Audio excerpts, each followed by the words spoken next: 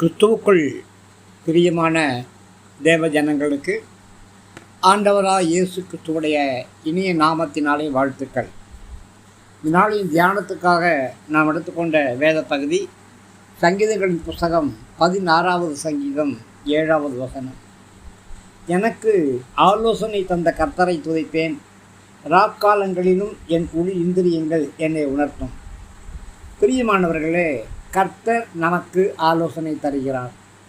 உன்மேல் என் கண் வைத்து உனக்கு ஆலோசனை சொல்லுவேன், நீ நடக்க வேண்டிய வழியை உனக்கு காட்டுவேன் என்பது கர்த்தருடைய வாக்குத்தத்தம். கர்த்தர் நமக்கு ஆலோசனை கொடுக்கும் பொழுது நாம் கர்த்தரை நன்றியோடு துதிக்க வேண்டும். ஏன்? நேர்த்தியான இடங்களிலே கர்த்தர் நமக்கு பங்கை கொடுத்திருக்கிறார், சிறப்பான சுதந்திரத்தை கொடுத்திருக்கிறார். கர்த்தரே நம்முடைய பங்கு, கர்த்தரே நம்முடைய சுதந்திரம். நம்முடைய சந்தோஷத்துக்கு யார் காரணம்? பட்டம் பதவியா, பணங்களா, தோட்டம் துறவுகளா, மாட மாளிகைகளா, கூட கோபுரங்களா? இல்லை இல்லை. நம்முடைய சந்தோஷத்துக்கு மெய்யான காரணம் கர்த்தர் மாத்திரமே. நாம் எப்பொழுதெல்லாம் கர்த்தருடைய சமூகத்துக்கு கடந்து வருகிறோமோ அப்பொழுதெல்லாம் நாம் சந்தோஷமாக இருக்கிறோம். அந்த சந்தோஷத்துக்காக நாம் கர்த்தரை துதிக்கணும். கர்த்தர் கொடுக்கிற சந்தோஷம் மாத்திரம்தான் மெய்யான சந்தோஷமாக இருக்குது.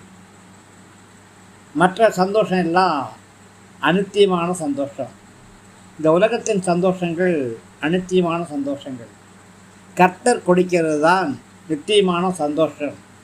சந்தோஷம் பொங்குதே, சந்தோஷம் பொங்குதே, சந்தோஷம் பொங்கி வழியுதே என்று சொல்லி நாம் ஆடி பாடி கர்த்தரை ஆராதிக்க வேண்டும்.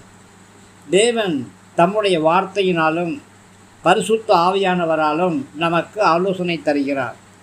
அதற்கு முன்பாக கர்த்தர் நமக்கு ஆளுகை செய்கிறார்.